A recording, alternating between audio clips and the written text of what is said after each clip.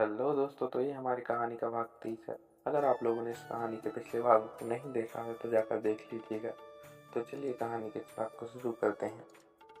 अपनी कमरे में वापस आ गई। सैम और साधना से बात करके उसका मन खिन्न हो गया था। उसने देखा आशीष सो रहा था।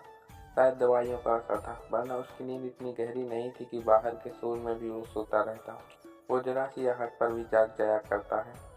अवनी ने उसे देखा, फिर दरवाजा बंद करते हुए राहत की सांस ली कि शुक्र है जो आशीष गहरी नींद में जा चुका था, वरना बाहर जो हुआ वो सब सुन लेता तो जरूर उसके मन में शक आ जाता और उसके गुस्से गुस्से से बात और बिगड़ जाती।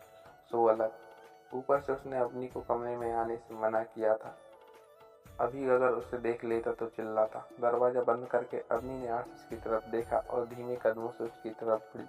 उसके पास आकर लुक गई। उसकी चादर से ढकते हुए वहीं बैठ गई और उसे देखते हुए मन ही मन में बोली, कभी मुस्कुराते भी होंगे आप चौहान साहब। सोते हुए भी चेहरे पर तेवर ही दिखता है। यकीन नहीं होता कि ये वही डब्बा है जिसे मैं जानती थी।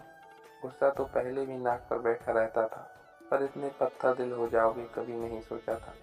कभी नहीं सोचा था कि कभी इस रूप में देखूंगी, इस बर्बाद रूप में देखूंगी। जानते हो आप ऐसे नहीं थे, आपको ऐसा बना दिया गया, पर आपने अपने मन की सारी संवेदनाएं भी खत्म कर दी। ये सही नहीं था।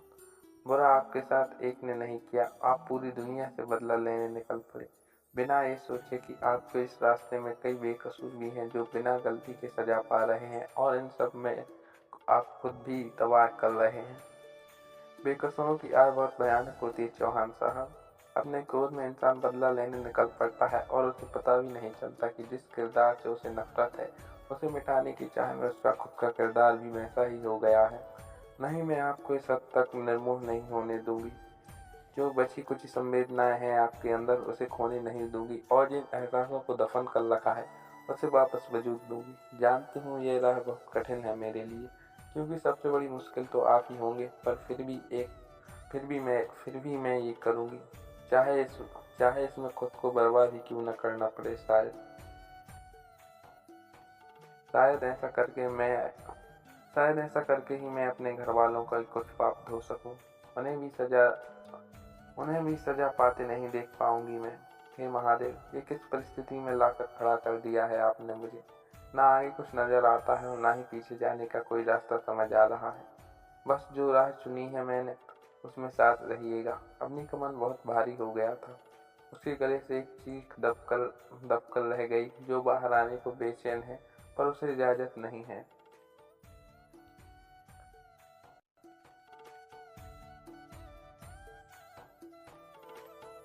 अपनी अपनी आंखें बंद करके अपने आंसुओं को अंदर ही जब्त कर लेती है।